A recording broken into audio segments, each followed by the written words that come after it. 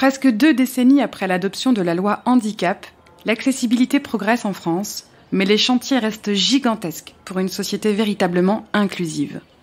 Le premier observatoire des droits que vient de publier APF France Handicap révèle les difficultés majeures rencontrées par les personnes en situation de handicap et leurs familles, tant en termes d'accès à l'information que d'application des textes. Il pointe des situations complexes, souvent dramatiques et inacceptables. Dans ce contexte, nous avons décidé de nous intéresser à la plateforme Mon Parcours Handicap qui représente aujourd'hui une lueur d'espoir pour les personnes handicapées ainsi que leurs proches.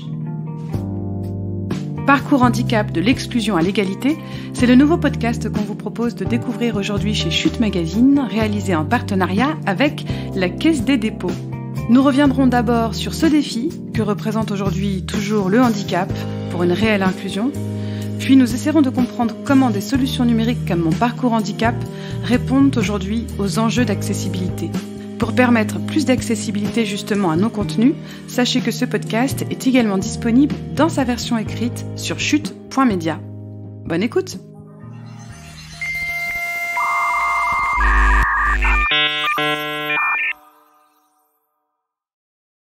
Aujourd'hui, il est clairement difficile d'établir avec précision le nombre de Françaises et Français en situation de handicap, tant les façons d'appréhender cette notion diffèrent d'un organisme à un autre, avec chacune sa pertinence et un éclairage des multiples facettes du handicap.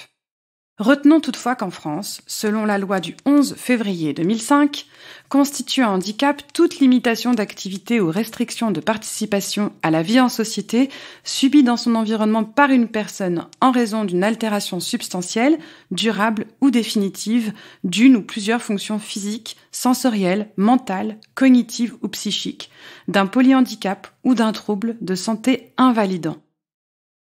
Nous pouvons également nous référer aux données de l'INSEE, qui dit que 12 millions de Françaises et Français seraient touchés par une forme de handicap, qu'il soit identifié, ressenti ou reconnu, ce qui fait en fait une personne sur 5. Ce chiffre inclut les enfants, les adultes en âge de travailler, ainsi que les personnes âgées. En dépit des nombreuses avancées qu'a connues notre pays, à commencer par la grande loi d'orientation du 30 juin 1975, rappelons ce texte fondateur des politiques du handicap porté par Simone Veil, qui a ouvert les possibles avec l'instauration d'un socle de droits fondamentaux pour les personnes handicapées, comme le droit au travail, le droit de bénéficier d'une garantie minimale de ressources et le droit d'être intégré en milieu ordinaire. Aujourd'hui encore, le handicap demeure un motif de discrimination en France. Si leur situation s'est améliorée, ces 12 millions de Français et Françaises concernés par le handicap sont plus fréquemment que les autres confrontés à des difficultés, et ce, dans de nombreux domaines. Dans le domaine de la santé, de l'éducation, de l'emploi, de la formation, du logement, etc. Et toutes ces personnes sont malheureusement encore trop souvent dans l'incapacité d'exercer leurs droits fondamentaux.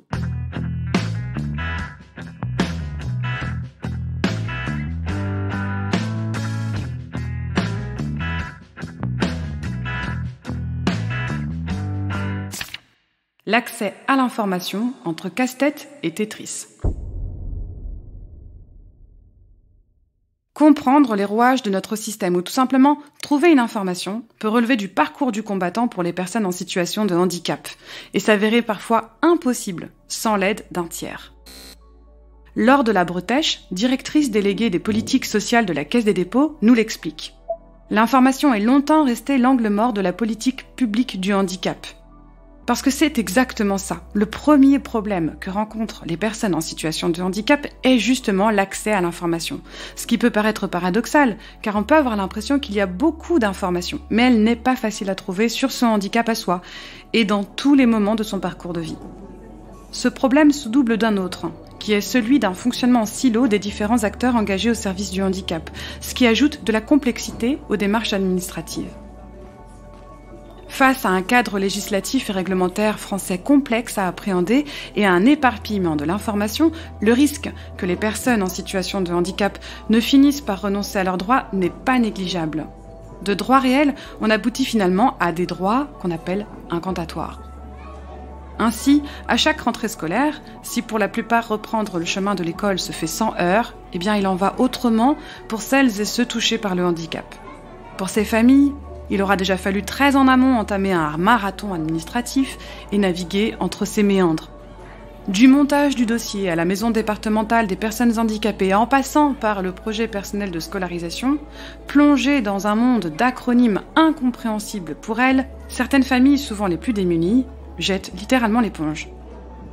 Il est tout autant compliqué pour une personne atteinte d'un handicap de trouver sa voie professionnelle ou de savoir où et à qui s'adresser pour bénéficier d'un accompagnement vers l'emploi et de mesures spécifiques pour travailler avec son handicap, voire de se maintenir en emploi. Si en France, près d'1 million de personnes en situation de handicap travaillent, elles ont en effet 3 fois moins de chances d'accéder à l'emploi que les personnes valides et 2 fois plus de risques d'être au chômage. Le problème est identique quand il s'agit d'effectuer de demandes d'aide et de prestations sociales pour compenser le handicap, d'accéder à un logement, de poursuivre des études supérieures, etc., etc.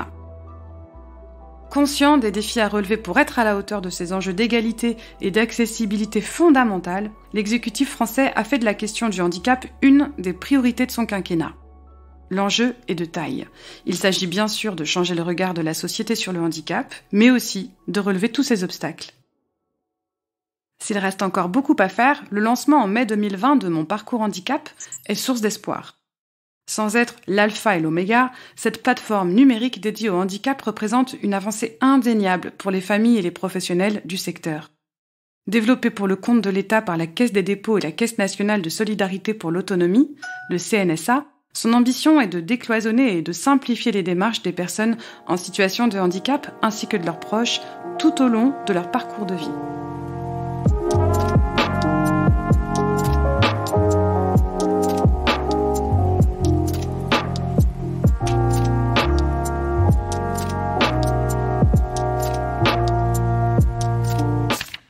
Apporter une aide pour rompre avec l'isolement. Conçu dans une logique de point d'entrée unique d'information, d'orientation et de services, Mon Parcours Handicap a pour objectif de permettre de s'informer et d'effectuer des démarches en ligne grâce à un accès direct à des informations officielles, fiables et actualisées, des ressources nationales et de proximité, des ressources également qui sont géolocalisées comme des annuaires, des sites spécialisés, des événements ou encore des services personnalisés et sécurisés. À ce stade, 3 rubriques sont déjà disponibles. Vous en trouverez une qui concerne les aides, les droits et démarches, une qui est dédiée à l'emploi et à la formation professionnelle, une autre encore qui est dédiée à la scolarité et aux études supérieures avec des réponses claires à des questions comme comment parler de mon handicap, comment inscrire mon enfant en situation de handicap à l'école, quels sont les différents parcours de scolarisation de l'école maternelle au lycée, pourquoi et comment déposer un dossier auprès de la MDPH. 100% accessible, bien sûr, elle garantit le plus haut niveau d'accessibilité aux personnes en situation de handicap qui ont ainsi la possibilité de naviguer avec une synthèse vocale ou une plage braille, de personnaliser l'affichage du site, d'accéder à des contenus en facile à lire et à comprendre, d'afficher dans une infobulle la définition d'un mot en langue des signes ou son signe grâce à la bulle Helix, nous raconte Laure de la Bretèche. Et parce qu'il importait de construire des solutions à partir des besoins individuels et de l'expertise des personnes concernées, la conception de la plateforme s'est appuyée à toutes les étapes de son développement sur l'expérience des personnes en situation de handicap, réunies et consultées régulièrement au cours du projet, nous explique également Laure de la Bretèche. Et pour une amélioration continue du service rendu, les internautes peuvent à tout moment suggérer des corrections, des ajouts ou de nouveaux articles grâce au bouton « Votre avis compte ». Pour poursuivre dans cette logique de co-construction, et afin de garantir des contenus fiables et des services de qualité, et pour répondre à l'objectif de décloisonnement de l'information, des partenaires institutionnels incontournables dans l'élaboration de chacune des briques thématiques interviennent à chaque étape de la démarche de production d'une rubrique. Laure de la Bretèche nous explique aussi. Nous sommes partis des très nombreuses réussites qui existent en France. L'innovation, c'est que nous avons mis ensemble tous les acteurs clés dans les champs de l'emploi et de la formation professionnelle pour produire la première rubrique de la plateforme, l'association de gestion du Fonds pour l'insertion des personnes handicapées, la GFIP, la Délégation générale à l'emploi et à la formation professionnelle, la DGEFP du ministère du Travail, le Fonds pour l'insertion des personnes handicapées dans la fonction publique, Pôle emploi, l'APEC, le Conseil national handicap et emploi des organismes de placement spécialisés, l'Office national d'information sur les enseignements et les professions, l'ONICEP, et l'Union nationale des missions locales. Tous et toutes ont été associés. conclut Laure de la Bretèche.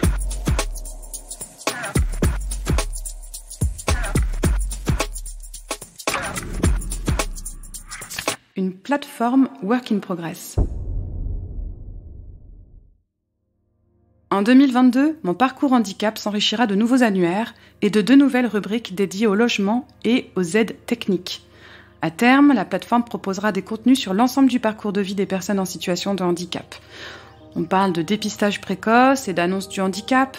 Il s'agit également de parler de la santé, du transport, de la retraite, de la vie citoyenne, de la culture, des loisirs, des sports, ou tout ce qui concerne les aidants familiaux. Dans un souci d'accessibilité, il s'agira aussi de diversifier les formats de contenu proposés grâce à la vidéo et un partenariat avec Santé BD. Il est également prévu d'ici le printemps prochain d'opérer une refonte de la plateforme, une révision du parcours de navigation et de développer un assistant de navigation afin d'améliorer l'expérience des utilisateurs et des utilisatrices et de les orienter au mieux vers les contenus qu'ils recherchent. Enfin, dans une logique de point d'entrée unique, il s'agira d'interconnecter le système d'information avec les MDPH afin de faciliter les démarches des personnes en situation de handicap et de leurs proches.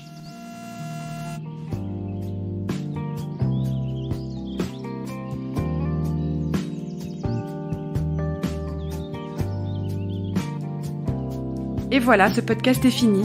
Pour écouter d'autres articles sonores, rendez-vous sur notre chaîne Chute Radio. Et surtout, n'hésitez pas à nous filer un petit coup de pouce en faisant connaître nos articles. Par exemple, tout simplement en les partageant autour de vous, mais aussi en mettant 5 étoiles sur iTunes. Merci encore et à bientôt.